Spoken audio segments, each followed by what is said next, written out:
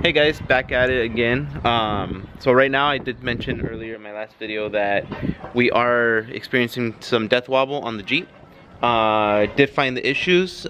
We had this guy right here. The tie rod end of the track bar does have a lot of play in it. The other problem that I had is this hole right here where the track bar mounts up to on the axle side. It is wallowed out, meaning this bolt should be a pretty snug fit in that hole. But we have back and forth movement on it. I don't know if you can really pick that up, but we're gonna go ahead and draw up a template. I've got some cardboard. I'm gonna drop a template around this. What I'm gonna do is weld on a 1/4 inch steel plate over this and then drill in another hole over this existing one that matches up the diameter of this bolt. I believe it's gonna be a 10 millimeter. This is just to get a rough estimate for right now. Dad, I'm gonna be watching you, okay? Alrighty. I'm gonna go ahead and fold this over.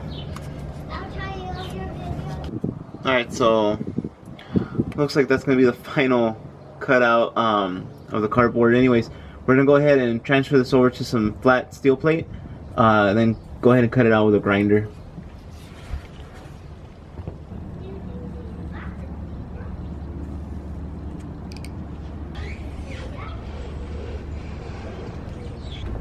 I am missing the safety guard on this, but we'll be fine. Got my safety glasses on at least.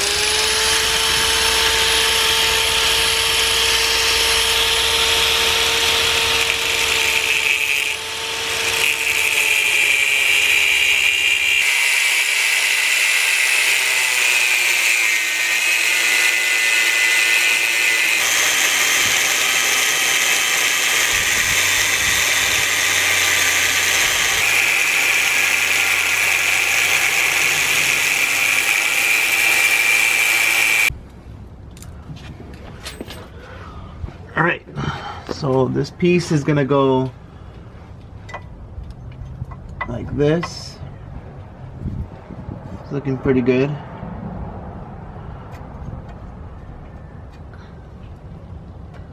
Before I weld this up, I'm gonna have to go ahead and clean off the axle side. See, I'm gonna probably just mock it up right here in the back. Go ahead and fill out that whole circle. Alright, so went ahead and today's a new day, by the way. Anyway, so went ahead and drilled out the hole. Now we have a perfect fit for our bolt. So I'm gonna go ahead and remove this tie rod end just so we can get better access, so we can go ahead and clean off the track bar mount, grind it down, and that way when we start welding it up, we're gonna have a easier time getting in there.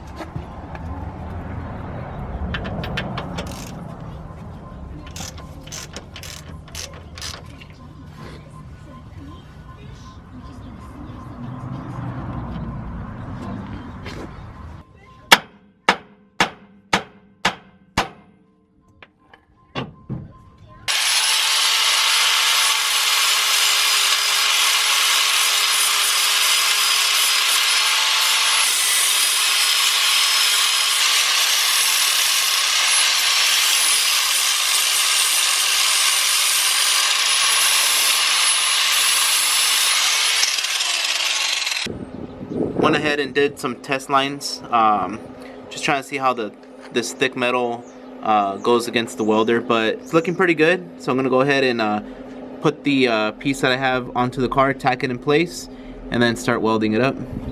So as I was telling you guys about the bolt hole and the bolt diameter, as it is right now, it's pretty snug. Push it in, it actually holds, so that's how snug that hole is. So I'm gonna feed the bolt through just so that I can have this bolt holding on to the piece of metal. It's gonna go ahead and act as an anchor. That way I'm not second guessing where I need to place it.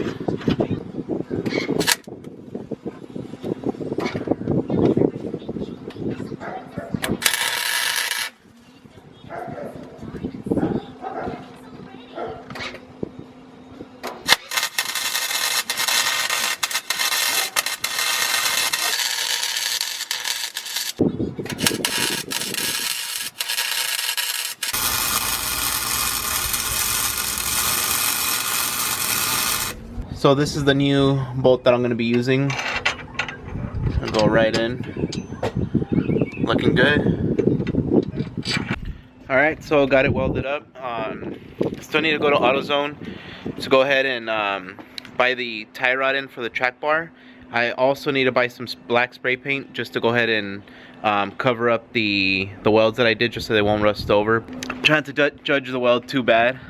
This is my first time having to weld, literally holding it upside down in some parts. And then of course I was underneath the Jeep, but it looks pretty good. I'm gonna go ahead and make that trip to AutoZone. Hopefully they have the spray paint in stock. And after that, once I get the tie rod in, I'll be able to drive it again. Definitely missed out on the rain. I love driving this thing through the rain. We do have a lot of snow. I did miss a snow trip that they were doing. I also have my wife and my oldest daughter. They're both sick with the flu right now, so couldn't go anyway, but did miss out on a lot of things just because this Jeep was out of commission for right now. Alrighty, got it all painted up, looking good. Now just trying to put it together. Alright, so went ahead and picked up the tie rod end. It is a left-handed thread. Was able to get one, so I need to go get the one off the track bar. I did go ahead and align the track bar hole up. Just have the steering wheel locked right now since the axle was able to shift back and forth.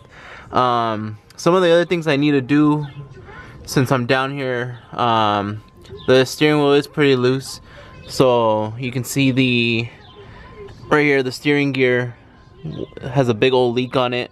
Definitely has some play. Also has some play on the steering shaft going from the steering wheel all the way down to the steering gear. So gonna go ahead and replace that whenever I get the chance, as well as just doing some maintenance. Gonna go ahead and replace the tie rod ends just to get that taken care of, just to make sure that that's not an issue. I do need new ball joints. So with all that, I do take the Jeep out off-roading, so it does see a lot of abuse. Then when I do go off-roading, it's more like I just kind of go for it kind of thing. I don't care if it gets scratched up, beat up, anything like that. This is my fun car, so I just got some stuff to take care of.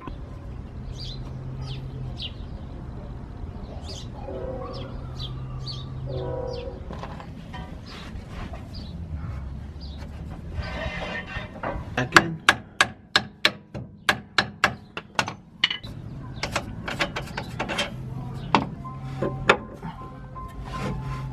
Turn it.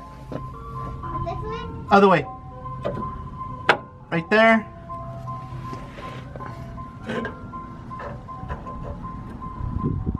Hold it right there, okay? Okay.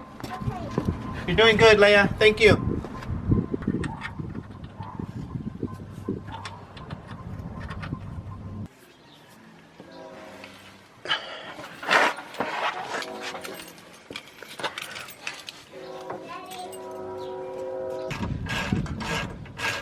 There, your fresh fruit.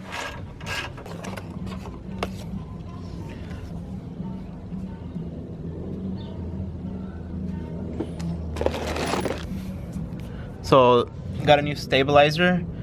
This is the other one I had on. Definitely seen better days. So, a lot of people talk a lot of smack on Rough Country, but I have had some good results with them. I do have their shocks on. Want to say it's been maybe 3-4 years now with them. I do abuse the Jeep, like I said. When I go off-roading, I just kind of send it, but they've held up pretty good. Haven't had any issues with them. Haven't needed to replace them or anything, so have high hopes for the steering stabilizer, just to hold up to everything.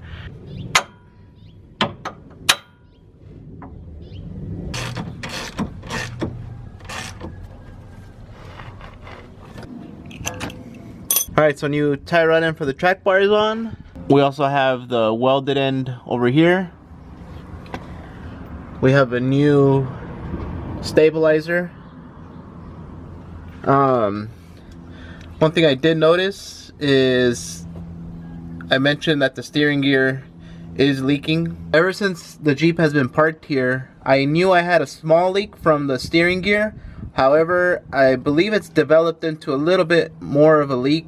Every time I turn on the Jeep, it does start to leak. There's already a drip forming right here. They're about $300 to $400 online for like a new one, and then if you get a reman, you end up having the same issue anyway. I know people have the steering brace and everything, but I have an aftermarket winch plate that actually uses the existing holes for that, so not too sure what my workaround is for that, but it is something I'm gonna need to take care of soon.